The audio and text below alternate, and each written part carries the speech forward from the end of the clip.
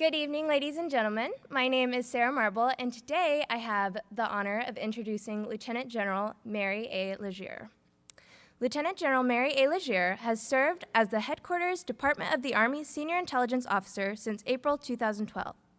She is a senior advisor to the Secretary of the Army and Army Chief of Staff for all aspects of intelligence, counterintelligence and security, and responsibility for the training, equipping, policy, and oversight of the Army Intelligence Corps' 58,000 soldiers and civilians. A 1982 graduate of the University of New Hampshire, holds a Bachelor of Arts degree in Political Science, a Master's of Military Arts and Sciences from the U.S. Army Command and General Staff College, and Master of Science, Strategy, the U.S. Army War College. Ladies and gentlemen, Lieutenant General Mary A. Legere. Thank you very much. Well done. Thank you. Thank you. All right, take seats. How is everybody today? Okay, so just a few tips, because I was actually in this audience in 1982. Couple tips on general officers. Whenever they come in, applaud wildly.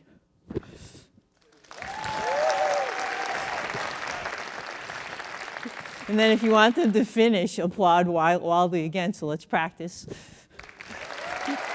And I'm looking at the West Pointers, you know exactly what I'm talking about. We in ROTC, I am an ROTC graduate, we in ROTC didn't run into our first generals really until we showed up at the basic courses and they dragged in some old person.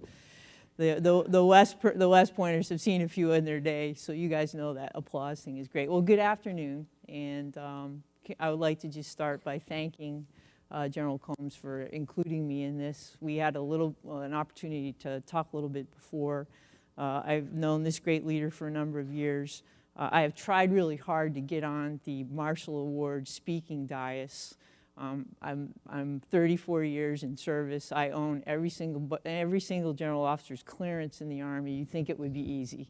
But it's taken me a little while to get here, and I'm absolutely pleased to be here today and really honored to be in front of you as one of your speakers. I was in this audience as a Marshall Award winner back in back in 1982, and it was about the fourth year, I guess, because this award started, I think, in 1978. And as all of you know what the history of it is, as soon as you were told, hey, you're a Marshall Award winner, I'm going to ask you to show of hands how many of you knew what that was when your professor of military science said, hey, you're going to the Marshall Award. So how many knew before you looked it up on Google what you were going to? Okay, so we have some overachievers in the class.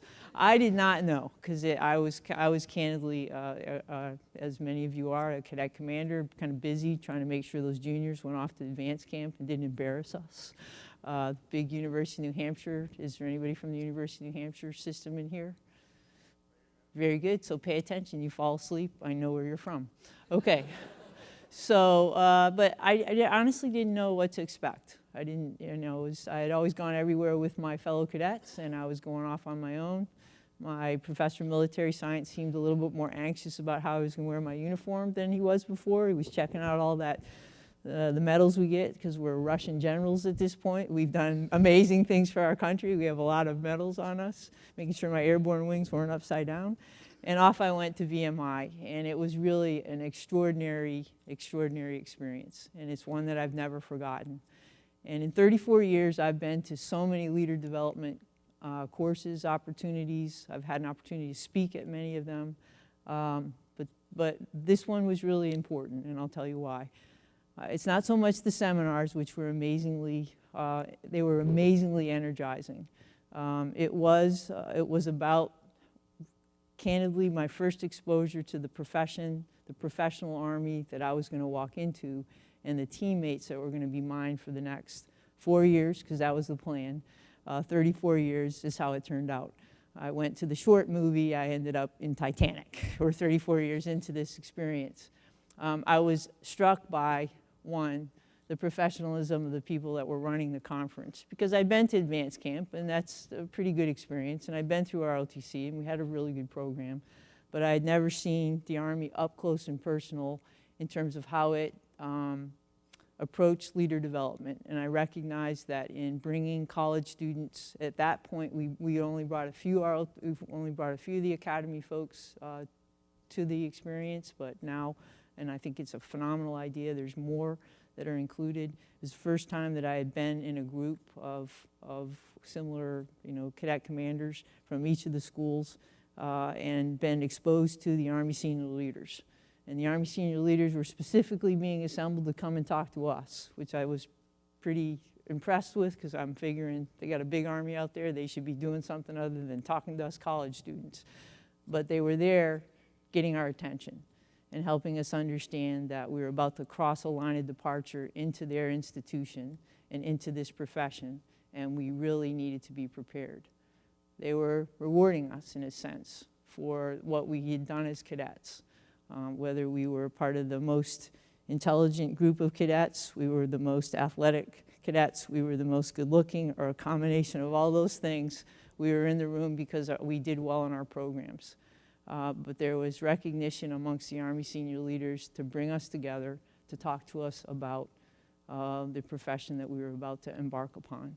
And for me, that was really significant. Being around my classmates or my fellow award winners was the thing I remember the most.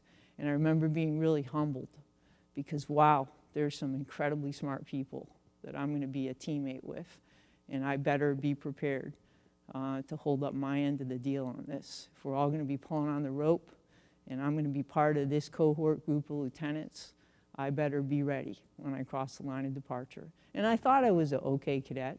I realized as I sat there and listened to the intellects of my peers that I was going to need to raise my game and be ready. Not to be better than they were, but to be as good as I could be so that they knew they had a good teammate in me. I was also really getting nervous about my commission because I recognized as I sat in that audience and they talked to me about General Marshall and they talked about his legacy and what he left our Army with, which was someone who from the very beginning took his leadership development very seriously and very personally, and from the start challenged himself through education, self-education, through the assignments that he sought, the assignments that he was given that he made the most of, how he developed himself for future senior leadership in everything that he did, and how he left with us as this remarkable history, an example of the principles of leadership that we should all embrace, but the idea that as Army leaders, now you're about to sign into one of the best leadership schools on the planet, that's the United States Army. He prepared himself for not just leading our Army in a period of war and crisis, he prepared himself as the future Secretary of State, the author of the Marshall Plan, to be a leader of a generation, a leader of a century. And if we had the Marshall Awards and they would have called it something else, obviously, he would have been in this audience. And he would have been thinking about, what is this gift of 3 days that I'm being given and what should I take away from it? And I was reflecting on that when I left to say, nobody else in college is talking about this kind of thing. And I realized I have exams and papers that I have put off, parties I probably need to go to. But I have about 2 months before I enter the Army with my commission. I have about 8 months before some platoon starts calling me their platoon leader. And I need to really focus now.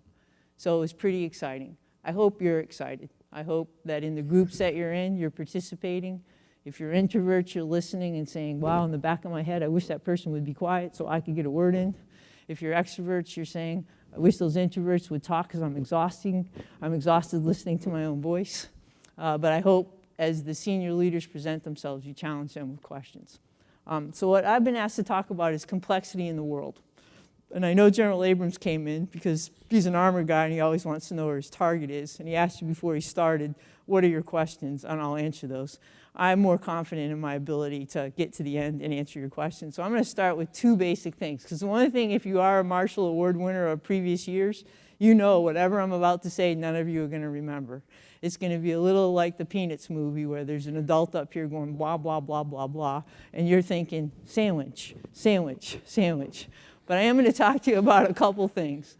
So if you go to my first slide, we're going to talk a little bit about the way the Army, the way we in the intelligence community view the world that you are going to become very involved in as leaders in a national security institution. So we're going to talk about the global security environment because it provides the rationale for the Army you're about to walk into. And you've probably heard that, but I want to underscore that point. You've talked a little bit, I hope, already about regionally aligned forces. How many have heard that term before? Okay, so we're going to talk a little bit more about it, but I want to get those of you who are in my business, and there's a number of intelligence folks in the room, and there's a number of you who tried to get into intelligence, keep trying. There's a number of future foreign area officers, there's a number of special operators to be, but there are a number of you will all be regionally aligned leaders. And I want to talk about how to think about that. Because you are not going to come into the Army to train against notional threats in notional areas. You're going to be given specific areas that we're going to expect you to become experts on. The more expert you become, the faster you become, the more helpful you are in looking at the strategic implications of any operation. So we got to talk about why it exists and why it's different. If I were talking to a group of Marshall Award winners in 1982, I'd have focused you on the major threat at the time, which was what? Soviet Union, still Russia. I mean, bipolarism was a pretty good deal. Two countries that would basically lob nukes at each other who said we probably should avoid that. The world you're going to have is very different, and we're going to need you to be regionally expert and attuned to the regions you're going to be aligned with. Because there's implications for how you should think about it, and there's implications for how you should think about your self-development. And that's what I'll kind of leave you with. Is if somebody said, if you knew you were going to be the G2 of the Army at whatever year it became, 30th year of the Army, 30 years after you got commissioned, if you knew you were going to be in charge of all that and go to war a couple times or go into theaters as a senior intelligence officer, what would you have done different? I would have been a lot more serious about my self-development from the start, because you always feel like you're playing catch-up if you don't do that. That is the one thing in carrying around those four great volumes of General Marshall's book, if you get nothing else, is prepare every day for what's coming and the responsibilities that will be yours. Do the job you have and do it to the best of your ability, but prepare for what's coming over the horizon. So that's kind of the reason I've chosen to focus on these couple of things. And then hopefully with some time, I'll take some really easy questions. 3-part questions. And who are the future intelligence officers in here? Okay, good job. Did you get the same line from your ROTC that you can't get intel unless you go to airborne school? Show of hands. Okay, so you got the same thing. I bought it, hook, line, and sinker as a junior. He said, you're going to go to airborne school? I said, honestly, I recognize planes land. They take off, they land. What's wrong with that option? He said, well, we think you're a little afraid of heights. True or false? I said, yes. Thrown out of trees as a kid? Probably. He said, well, we want you to go address that. We also think there's a connection between our willingness to recommend you for intelligence and your willingness to go do something you're being told to do. So I put the two big ideas together. So for you, God bless you, it'll all work out. So you got both experiences. But congratulations to you. How many cyber warriors do we have in here? A few? Studying math. Is anybody talking to you in the class? What's your degree in? Okay, so look, that's probably the loudest he'll be. He's going to be looking down at his shoes a lot. That's how he processes code. Leave him alone. Okay, but here's the good news. There is not one bad branch in the Army. All the Army branches are phenomenal. Whatever your senior advisors told you, there's not one bad branch in the Army. Every single branch has soldiers waiting for your leadership. You're going to love it. You're going to have a blast. So I can honestly say that I would have been happy. I made some choices. I went to airborne school. I didn't know what the relationship was. I still am a very close friend of my lieutenant colonel infantryman, who's now in his 70s, and who follows every promotion, cries every time it happens. I mean, I'm like, really? Get it together? You're an infantryman, for God's sakes. But I remember, the advice you're given from your cadre on, hey, where do you think you'd be most comfortable? I got the branch I thought I wanted, but I recognize in retrospect any of them would have been phenomenal, because the great soldiers aren't all of them. So anyway, so let's talk global security environment. There is a quiz after this. If you do poorly, you'll have to listen to this lecture tonight again. I saw a few of you writing that down. It's very good. I always sit in the front. I always take notes. I pretend I'm listening. General officers like that. Remember that. Okay, next slide. Those of you sitting in the back, is this by alphabetical order, or did you just show up late? Okay, in the future, endeavor to sit closer to the front. Okay, so if you were to poll the senior leaders, you've seen a lot of these quotes, because I'm assuming in addition to Mike and ESPN, we are reading the paper. Is that a check? All of you are reading the paper. Okay, so the world that you're about to become leaders in national security, because there's no other way you can avoid the description. You're going to be commissioned in the United States Army, which is in the business of security, and you are about to become leaders in this sector. Is uncertainty. It's probably the word you see the most. Challenging, unstable, accelerating change. You know, when Director Clapper, who is the man in the middle, says that in 51 years as an intelligence practitioner, he was an Air Force officer. Actually, he started as a Marine, became an Air Force officer, took on 2 agencies. Now he's the Director for National Intelligence. You've seen him on TV. Madam Security, there's not one single bad movie about contemporary security where they don't have a D&I guy, and they're all bald. So apparently it comes with the job. But he will tell you that in 51 years of all the things he's seen in his lifetime, this is the most volatile time. And it has a lot to do with the way the world was organized through globalism and through information technology, where the world seems smaller and we're in 24-hour news cycles, and what happens in Morocco today can be influencing the dinner table discussion in the United States. That has a lot to do with it.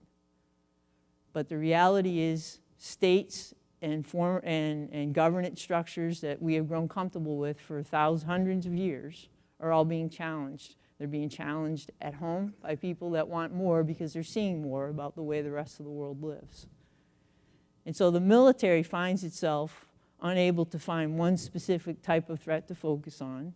The military finds itself absolutely obligated to be focused on everything, because if it can challenge the security of our country or those of our allies, we're supposed to be in a position to respond. Next. So we have a slide that we use when we start talking about it, and we call it the world as we see it in the Army. And it looks a little bit like a cartoon, but it's really not a funny slide.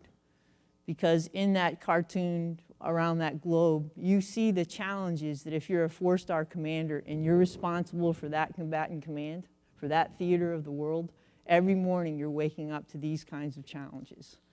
Whether it's narco-terrorists that are trying to unseat the government and replace it, or create their own governance inside a nation state, or terrorist groups who are looking to create, as we see with ISIS, a caliphate that is stateless or that owns territory and does not, in fact, respect any specific rule of law that we can recognize, or it's historic enmity that exists between countries that have been around forever, that have not liked each other ever, but unfortunately share borders and have ideological differences that will never be resolved. Everywhere, every region has a menu of things that tomorrow could create a crisis. General Dempsey said, our former chairman said, there's not one region in the world where the existing power structure isn't being challenged. And that creates problems for the United States, because what are we? We are globally engaged everywhere, based on our position as arguably the lone superpower, with commercial and ideological influence that transcends our borders, an economic interest that transcends our borders, and a sense that we have an obligation to contribute that transcends our borders. So we have an interest in the world, and everywhere we look, there's a specific challenge in that region that we need to be aware of.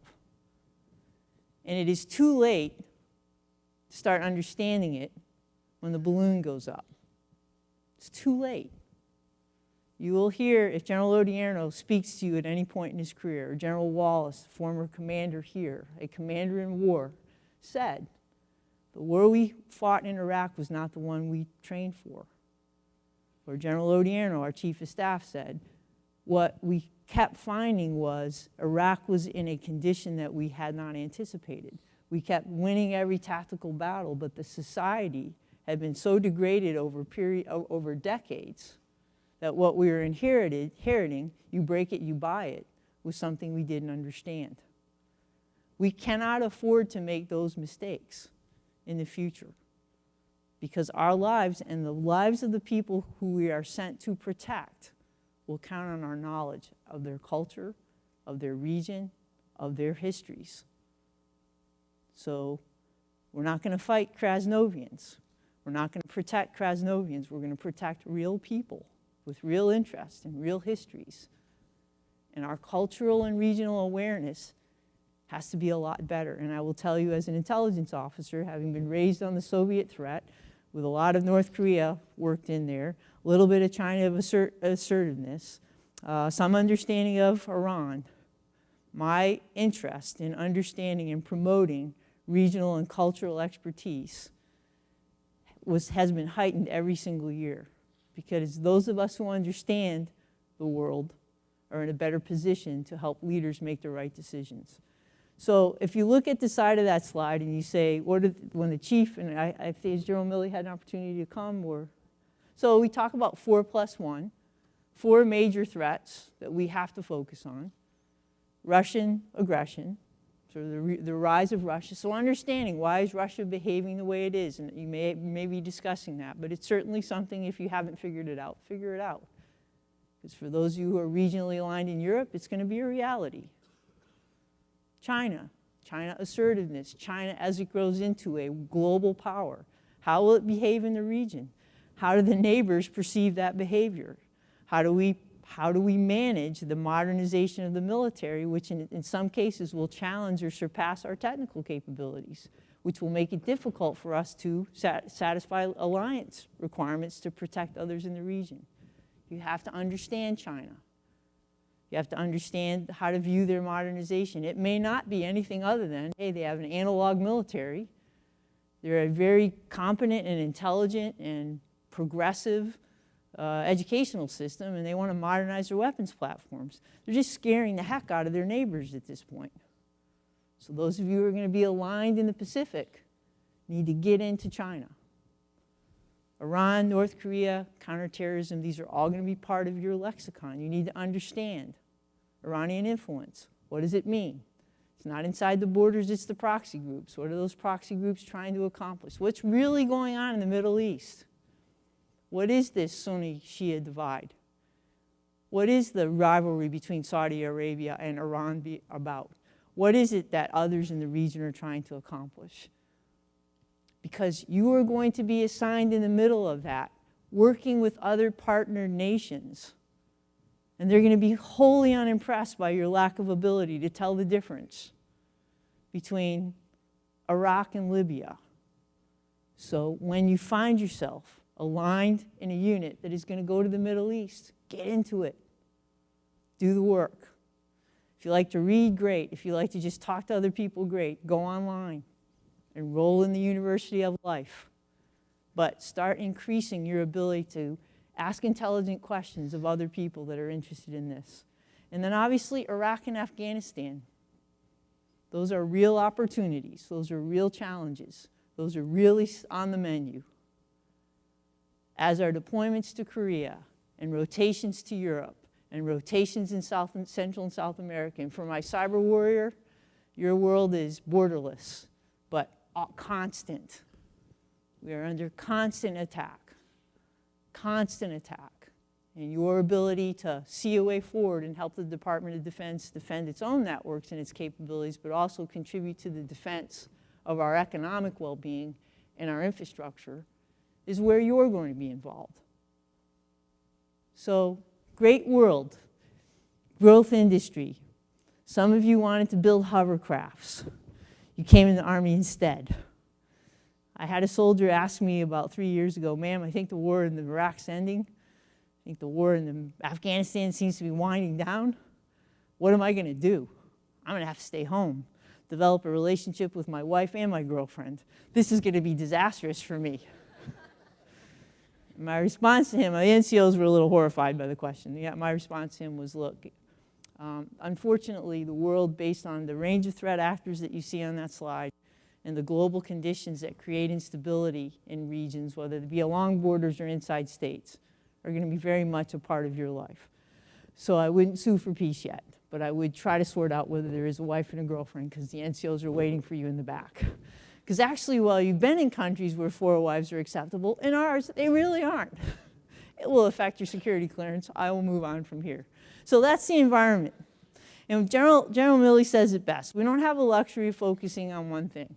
It was a lot of fun as a young lieutenant to memorize the Soviet ground forces. I mean, 145 questions at Fort Huachuca, I got to tell you, got 142 of them right. Because you could memorize that force. You could tell where the echelons were. You were a great intel officer if you could separate the main body from the advanced body and the reconnaissance force and bring in the big artillery to destroy it, and we'd go to lunch. Air Force would tell us, hey, we destroyed this many, we divide by 2, because they're always overstating what they're blowing up. It's a BDA rule. Write me later as I'm in my retirement home if you find that truism not to be true. But it was a simpler world. The world you're going to go into is going to require you, as intelligence professionals, as operators, as any of your MOSs, to find the enemy sitting in this audience that hides in civilian populations, that will be indistinguishable, that will not be stupid enough to line up in tank formations. We will not care that it's the 3rd tank. We're going to need to know the name of the guy in the truck. Think about that. The difference between an intelligence professional's expectation in 2001, before 9/11, was the tank column. And then all of a sudden, we had to tell you the name of the terrorist groups and the networks inside millions of people's populations. Pretty cool problem to have, right? That's the world you're about to go into. Next. So why regionally aligned forces? So how many feel like you understand regionally aligned forces? Okay, fair enough. That's good. So here's the idea. Before you were born, when I joined the Army, sad but true, we had a lot of forward station forces. So we were in contact in every region all the time. At a certain point, when the world got calm and the wall went down, we started to bring our forces home, and we lost touch with a lot of that world. So we didn't have large forces stationed forward. And so people were not, the countries were starting to create environments that we didn't necessarily understand. And because of our strategic lift capability, we could kind of vault into those conflicts and then we would come out. But the theory is if you break it, you buy it. You need to understand it. And what we recognized when we went into Iraq and Afghanistan is that we really did not truly understand the nature of the conflict. We were able to dominate and eliminate threats to ourselves, but we didn't understand the society or the people or the things that were leading them to the decisions and the dissension that they were having. So the thought is, let's not leave our force ever at home. Let's provide combatant commanders, theater commanders, with tailored forces that will always be engaged. It might be engaged to take care of a humanitarian or disaster relief issue like Ebola. You might be engaged in basically doing a show of force. Okay, I'm looking at the West Pointers, wake each other up. You hanging? Yep. Everybody goes left and right. Okay, stay awake. Parents or teachers will call you out in the 4th row if anybody nods off. And take your clearance. She's like, okay, honestly, I was up really late working on a physics problem. I'm awake now. You got me, ma'am. Okay, so the idea is to take an army that could stay home and train against vanilla things or tailor it to specific regions and to offer that force to the 4-star commanders that own those specific regions, to use them however they want. What does that do? That gets you on the ground in the places you might have to fight later. It gets us on the ground in places where maybe just our presence creates what? The opportunity to shape the environment and avoid the fight. Wouldn't you like to avoid the fight? Okay, the armor guys are like, no, man, we want to shoot rounds downrange. Trust me, we want to avoid the fight. And if by our influence and our ability to influence stability, build security capacity in these countries, help them raise their own armies, we can get to the left of the bang of a fight. That's the idea. If that idea fails, what's the worst thing that happens? We've been in, we understand it, We know how to hook up to those other countries' armies. We know how to fight in that terrain. We have the right language skills. We have the right cultural skills. We have the right partners. We have insights as to who should be the future leaders if there has to be leaders replaced. We understand the environment. So regionally aligned forces goes very much with our strategy of trying to get to the left of the bang of global crises that are going to happen faster than we can plan for them.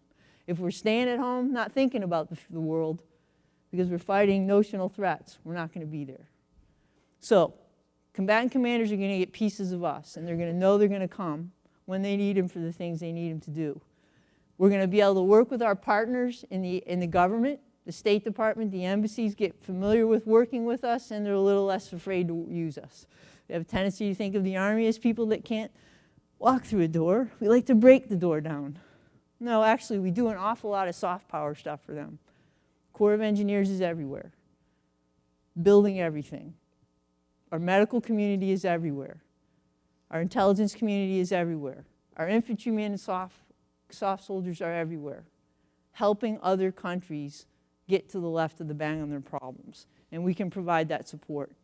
Imagine what it's like if you, from Orange Land, get to see the same division, National Guard, Reserve Unit, every year. What do you develop? Trust.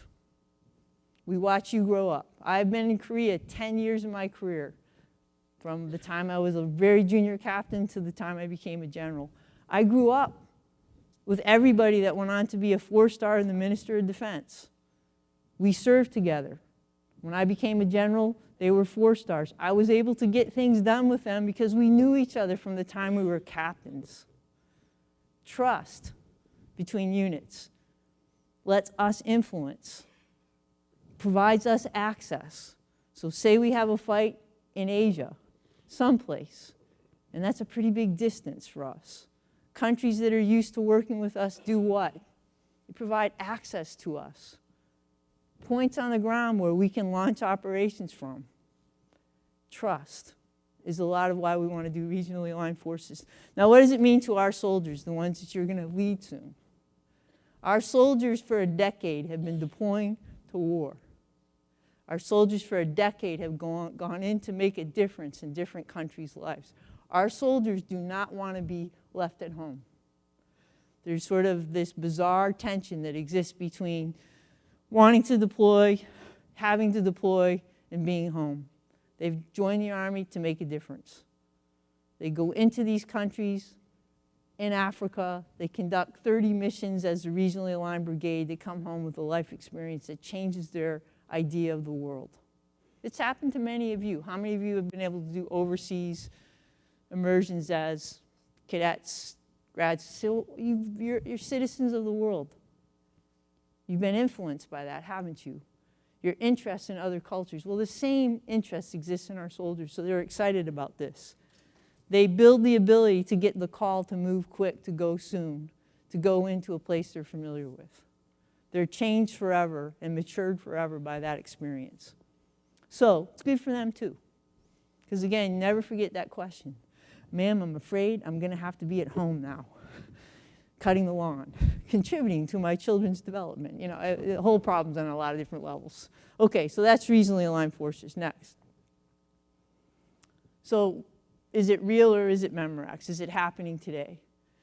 Well, I think you've had General Abrams came this morning. I don't know whether he talked to you a little bit about how busy the Army is right now, but half of the active Army is doing something on an operation. You hear about the ones that are, you know, most in the news. That's the news cycle when candidate Trump is finished with his statement that might be somewhat inappropriate and everybody's jaws are dropping. We will then move on to what's going on in the world elsewhere, and your soldiers are involved in an awful lot of operations. You will be part of that gray line, that blue line. And each of those, basically those combatant commands are provided with a regionally aligned division, a regionally aligned brigade, in some cases a regionally aligned corps, and between the 4-star joint commander and that Army 3-star who's in the region, they decide what the menu is going to be for planned events and then just emergencies that just happen. That's the first response force. So look forward to that. And one of the questions you should be asking when you think about where you're going to ask to be assigned is where in the world would I like to go? Who's regionally aligned against that? Where is it? Try not to be accidental tourist and zip from one place to the other. You're going to say, but ma'am, that's what I want to do. Let me introduce you to the concept of a travel agent. If you want to go to Hawaii to surf, do that. But if you want to go to the Pacific so you can be an expert on the region, you know, Fort Lewis, followed by Hawaii, followed by Korea or Japan. Wow. In about 8 years, 4 beyond the time you're all thinking about, in 8 years, you've got a really good grasp of the strategic environment there. Is it okay to go to different regions? Yes, because you get a different perspective on how other regions might solve problems. But develop a level of expertise. So you're not just the generalist who can sort of play risk and recognize where the countries are, understand the cultures. So really a lot of great opportunities. Next. So regionally armed forces as a review, we're going to be providing forces that are trained for the highest levels of combat. Before you go, you get certified in that, because that could be your worst day. So the force going into AFRICOM, the brigade going into AFRICOM, we're hoping in its year or 2 years of regional alignment, nothing bad's going to happen. They're going to be involved in partnership, building capacity, humanitarian disaster relief, exercises. But what happens if the embassy is overrun in Libya? And that regionally aligned force helps the Marines and special operators in the first response. When do we want to train the soldiers on that? When it's happening or before they go? Thank you. Just seeing if you're awake. I know I'm after lunch. So you're going to be certified in decisive action, full combat operations before you become regionally aligned. And then you're going to be available in that period thereafter to do a myriad of things. So we have a brigade combat team that bops around the Pacific in Pacific pathways. And it goes through the NTC rotation, and then for about the next 6 months, it goes from country to country doing exercises, operations, and then comes out. And then the next one goes in. In Europe, from 4th Infantry Division, that headquarters, those brigades go in to do NATO exercises, to do what to the Russians? Hey, we're here. You have our attention. We can be here quickly. So each of the units, there's a unit that rotates into Korea to replace the brigade online. So you're going to have a chance to do this, and you should be excited about that. Those of us who are old that have bad memories, the last thing we'll remember are the deployments that we had a chance to go on, because that's where we did the most learning. That's when we had the most time with our soldiers. That's when we felt the best about our profession, because the United States Army makes a difference wherever it goes. So you'll have that opportunity.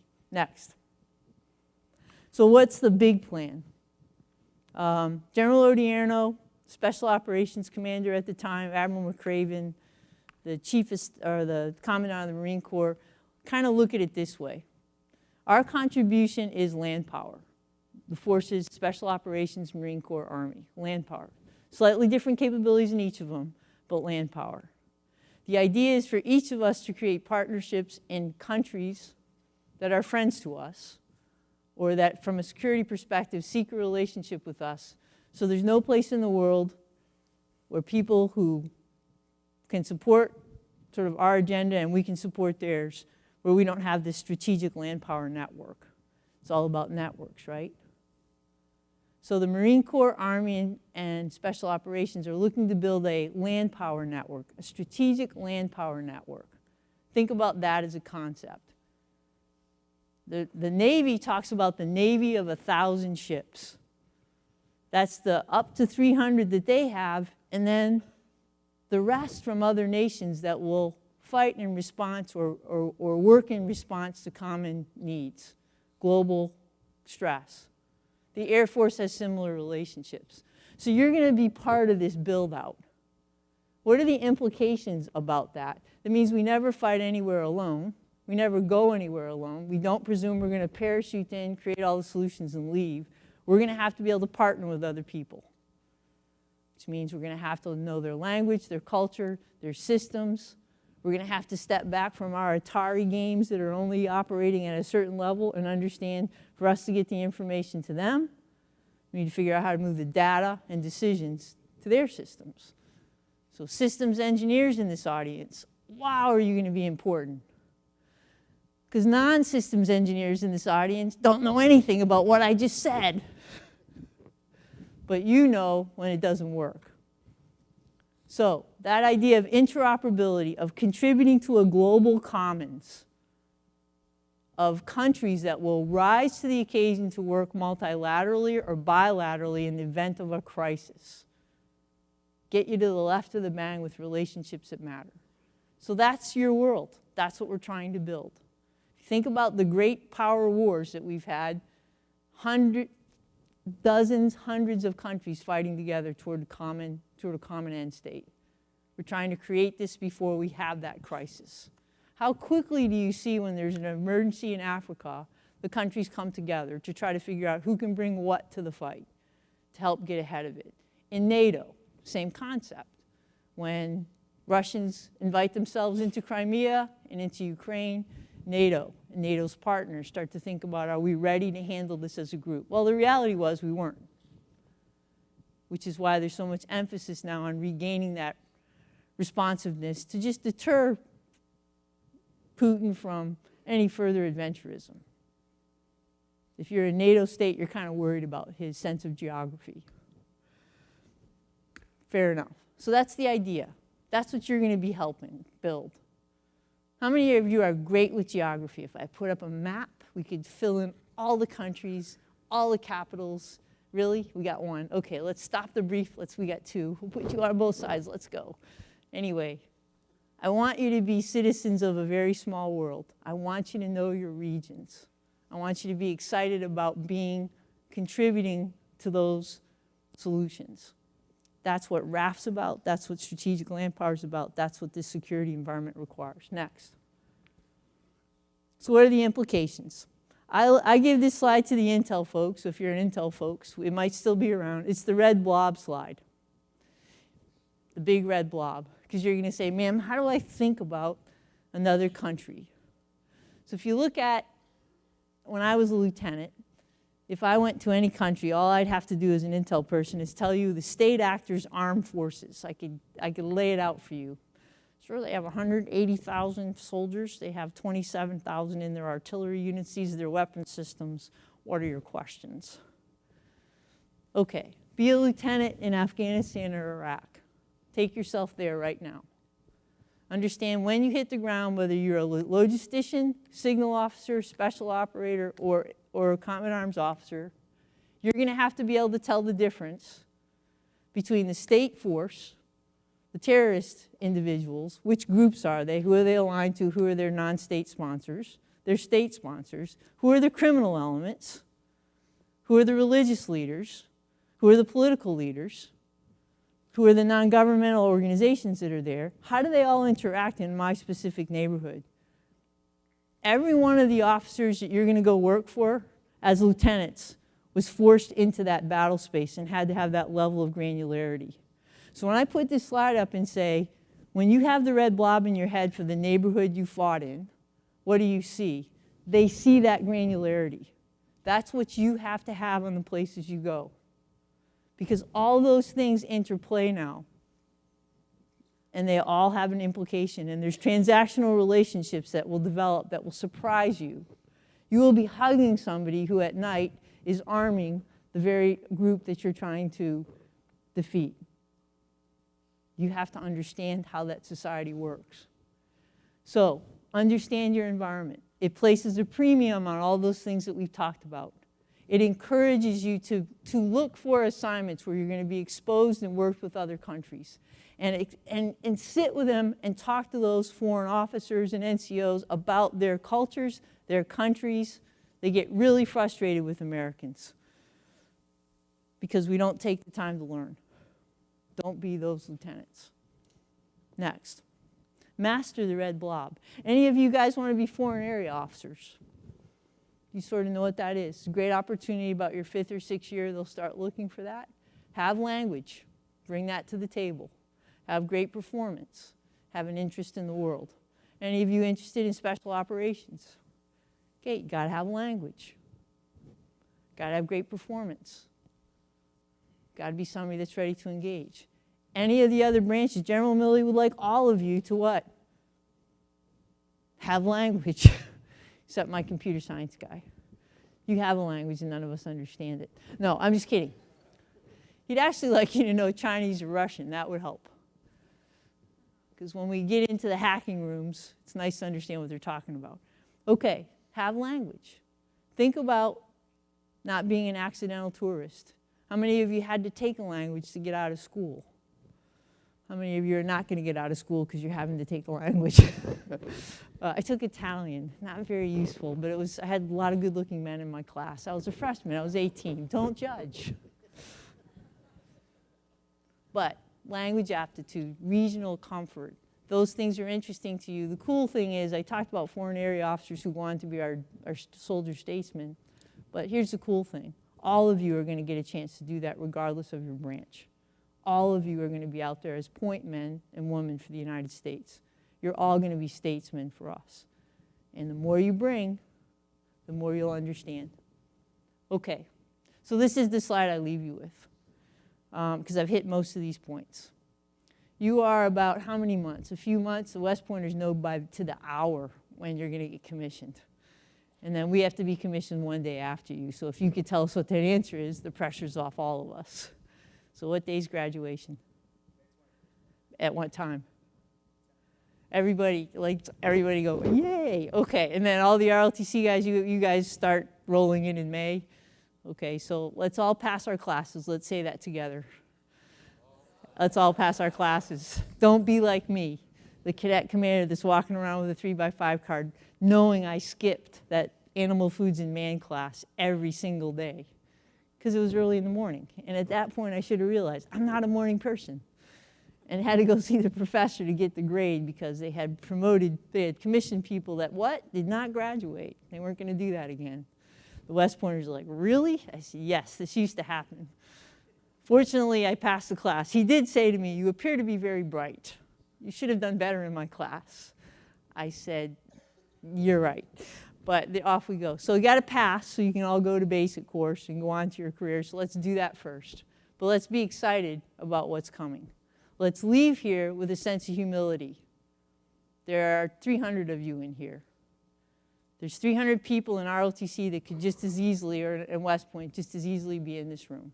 Recognize you are going to go in as the class of 2016 with an awful lot of talented people that will be your peers, not only in the Army, but in the other services. Bring your A game so you can contribute to that team. If there's any arrogance, you will not be here at the end of this discussion, because that kind of lack of humility will find its way out. And you know that. You can all in your mind think of some cadet who just drove you nuts, who thought they were the West Pointers are all smiling. We know more than a few. But you all know that humility is kind of the surest sign of strength, helping other people succeed. Those basic principles of martial leadership are going to make you successful. Your education has already begun.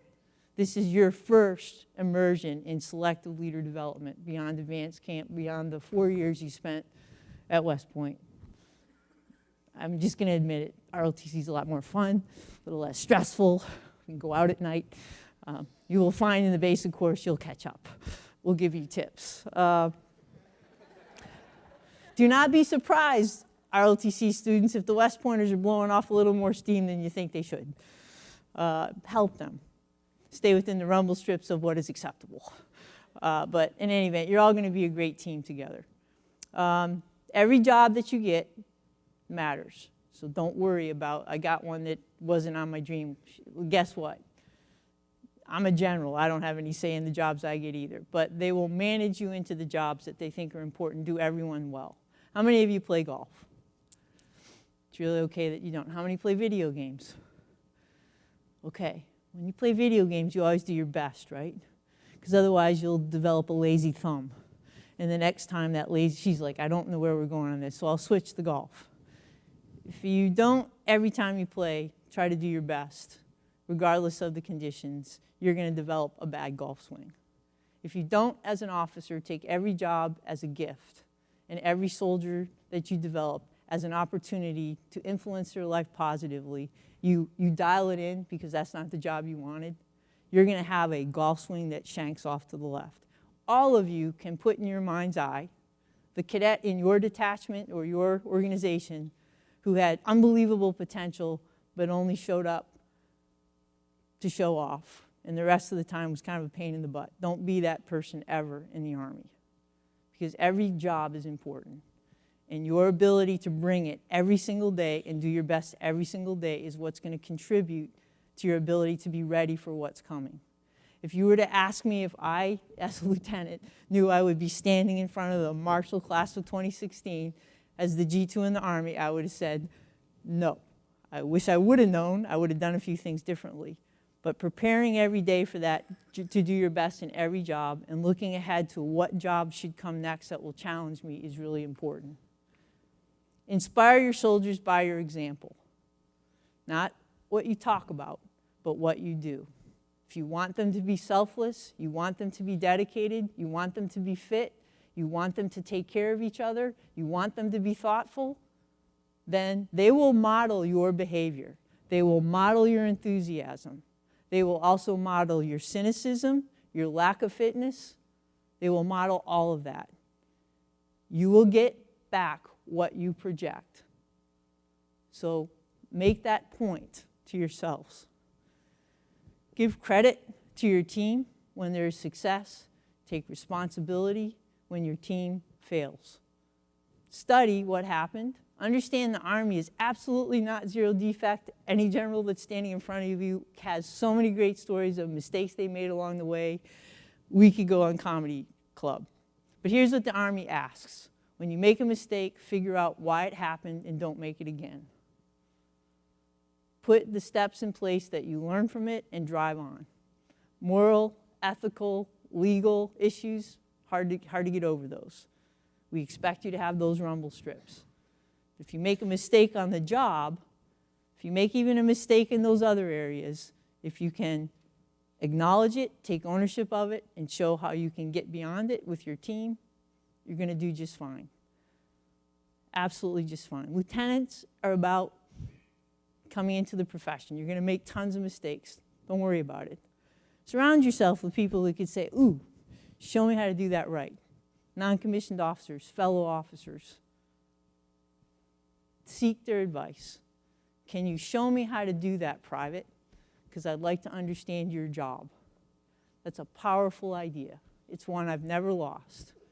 There is no question I'm afraid to ask my soldiers. Can you show me how you do that? You find the greatest NCO, you say, can you show me what I should be looking at that shows me what right looks like until it comes naturally to me? Think about that. And every day, you're in this room because you're everything that's about the end of that slide. You're mature, you're collaborative, you care about this. You have elected in universities where you've got tons of other things going on to be the best in your ROTC organizations. You have elected to be above average in an institution where above average is expected. You have all demonstrated that in these early parts of your military career, that you're capable of great leadership. Remember what got you here, but understand those are the things that are going to propel you forward. Success is going to be about you every day doing your best. Success is going to be when you're at my point. How many soldiers' lives did you make better? You take care of them, they're going to get the mission done. You train them well, you train them hard, they're going to get the mission done. You train them to be confident, proactive, aggressive, they're going to take care of the mission. They're going to take care of you. And they're going to do everything they can for you because you take care of them. It's pretty simple. With that is leadership in a complex world. That is regional alignment. Look forward to it. If you get assigned to Europe, you probably want to leave the surfboard at home. If you get assigned to the Middle East, bring sunscreen. Go out and be historic. When you think about this years from now, Hopefully you'll remember some of the folks to the left and right. I do, and I did. I have served with a lot of folks I went to VMI with. We're still stunned that we were selected in the first place. Many of them helped me get my ROTC brass on the right way because I wasn't wearing it correctly. But it was a great experience. I congratulate every one of you. You know, as somebody that is coming to the end of a long Titanic movie that I expected only to be a short film, as an ROTC scholarship student, I thought 4 years, go to Europe, do my best, probably do something else. The Army has been the biggest surprise, the most wonderful adventure. I feel so blessed that as an 18-year-old I made this decision. My husband and I have had a chance to go and see everything in the world that we've wanted to see. The Army has been the best leader development a person like me could have ever expected. And I hope I've given them as much as they've tried to give me. I hope you too will have that experience for however long you choose to serve. So with that, I'll just open it up to a few questions. We got time for about 3, 4, 5. And they have to be good, several parts. Panel number 2. Where are you from? Ma'am, I'm Cadet Flynn from University of Rhode Island. Who? Are you part of the famous Flynn family? Yes, ma'am. Oh, man. Good to see you. Say again? Which one of the 10 children are you related to? Well, both of them, but okay. They're my uncles. Anyway. Okay. In lieu of being involved in over a decade of combat operations, have certain units been faced with a morale problem based on a perceived notion of what a particularly regional aligned forces mission is? Well, I think that's one of the concerns because, candidly, there is a culture of everybody has to have a patch. Everybody worries about a particular type of unit. And we get a little too obsessed with that because when the wars started going full bore, no one was left untouched. And it was people that were coming out of different theaters that were bringing ideas on how to work with coalition forces that organizations that had been signed to the Middle East didn't necessarily understand. So it is something that probably exists at the lower level until you gain perspective that over the course of your assignments, you want to have a breadth. You want to have time at the tactical level of the Army so you understand it. You want to serve in a theater so you understand how do you receive forces and push them into these coalition environments. You want to serve at the strategic level so you understand how are the decisions made so that we create readiness. You want to try to serve at the institutional level so that your experience can benefit others. You don't want to be narrow in saying what they're doing in Central and South America is less important than what I'm doing in the Middle East. So I would charge all of you to understand that says more about the person that says it than the way to think about it. I never in my time in the Middle East thought poorly of anybody who was on the front line in Central and South America or in the Pacific, because I knew they needed to be there along that border doing that mission. And as a result, I'm ecumenically open to everybody's experiences. And I would ask you guys to think about that. Sometimes because we want to, it's the 82nd, it's the 104th, it's the 4th ID. It's the Army, guys. There's not one branch that isn't important. There's not one unit that's not important, because when we start playing as an orchestra, every one of us matters. And all the different experiences add up to our strengths. So try not to bring that into our Army, where your branch is better than somebody else's. When you get to be at our level, you'll understand how narrow that was. It was more about your insecurity than it was about reality. We are an orchestra. We are a football team. What's the guy that holds the ball? Long snapper. Okay. Try to do without that. So think about that. But great question. You're much brighter than your general officer uncles, one of whom is quite famous in my branch and the other one who's quite famous in general. But nice to have you aboard. There are only like four families that live in Rhode Island, so I took a chance. Okay, next question. Please. Panel number doesn't have one, so just, Okay, panel number one guy. Bear with us. That's it. Good afternoon, ma'am. My name is Cadet Seb from San Diego State University. In our increasingly globalized world, what do you think will be one of our biggest adversaries in terms of collecting and analyzing information, not in terms of players, but like new technology, innovative countermeasures, and for lieutenants across the Army, not just in MI? Okay, so the biggest problem that we're having in all of the branches is everything is moved from analog, where we got it off our radio and put it up on a map. Everything is based on IT at this point. Everything's a digit, everything's data. So whether you're a logistician or an intelligence person or a signal officer trying to secure the networks, data is killing us at this point. And you see it when you hear about data deluge, which is all of our weapon systems actually are an interconnected Borg. Do all of you know the reference of a Borg? Because I say that to general officers, they don't know what the heck I'm talking about. Thank God I finally met my people. Okay, a Borg, things that that just that organism. You know when the big, gigantic Independence Day thing comes and it flies over your head, whatever that thing's called, the dark star. Okay, the data issue is the one we're trying to grasp. And we don't have an MOS we have one MOS that sort of looks at data. But every one of our weapon systems has been a huge producer of it. And we want to link those to other services. We want to link that to the intelligence community, the medical community, the outside. We've got to figure that out. So that's it. I also think this whole issue on encryption is one you need to pay attention to. Encryption of data. We encrypt data because you don't want your mother knowing where you are. She's been monitoring you since she gave you that phone. Here's a phone. My mom gave me a phone. She's got a location device on it. She's been watching every move. Or put a baby cam in your room in school.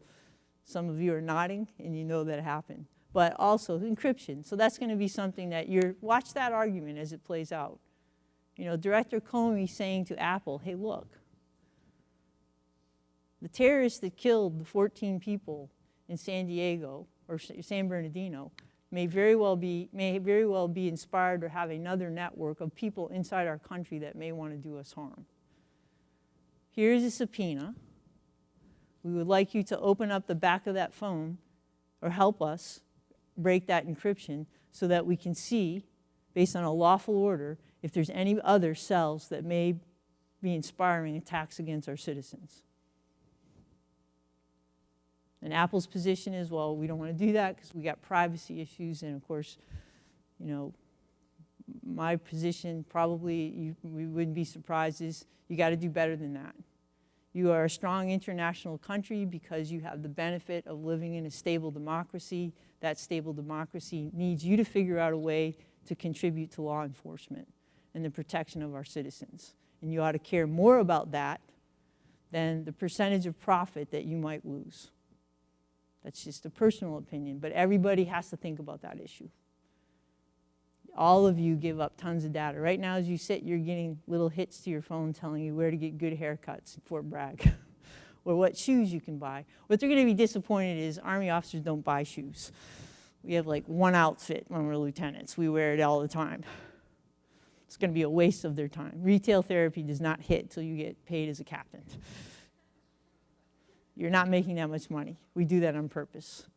But we're going to have to think about how many ways we exude, create vulnerabilities for ourselves and how many things we carry. What have you guys watched with the Russians? You know, the Russians have great operational security, but what don't they have control of? The Russian soldier with the Kardashian gene, all of you have it. It's a selfie, or life didn't happen before selfies, apparently. So that's going to be an issue, and I think it's one that we're trying to figure out. So you'll get social media guidance that you're not going to like, but I'm going to do that so you protect yourself. You know, you're not going to like that, but I'm going to say, look, a little less of this, because operational security, some analyst like me is watching your entire unit based on, you know. Okay, great question. Okay, another one. Okay, really? Okay. He was almost polite enough, but there are several chiefs of staff who outrank him by light years and me. So look, guys, I wish you the very, very best. I look forward to seeing you downrange. To the UNH Wildcat, do not disgrace my school. Chico State, anybody here from that program, or Davis, California? there you go. Went on exchange, foreign exchange to Chico State. You'd say, really? Yes. In New England, as Cadet Flynn knows, if you're not part of the original colonies, you are considered a foreign country. So leave you with that thought, guys. Good luck. Thank you for your service. Thank you for everything you've done. Be really excited. A great adventure is about to begin. Thanks so much. Ma'am, we'd like to give you your second George C. Marshall coin. Thank you very and much. Say thank you so much. Thanks, guys. For your leadership, your example, and blazing the trail. Thanks very much. Thanks, Thanks, ma'am. guys. Thanks. And what did I teach you about generals? Anyway.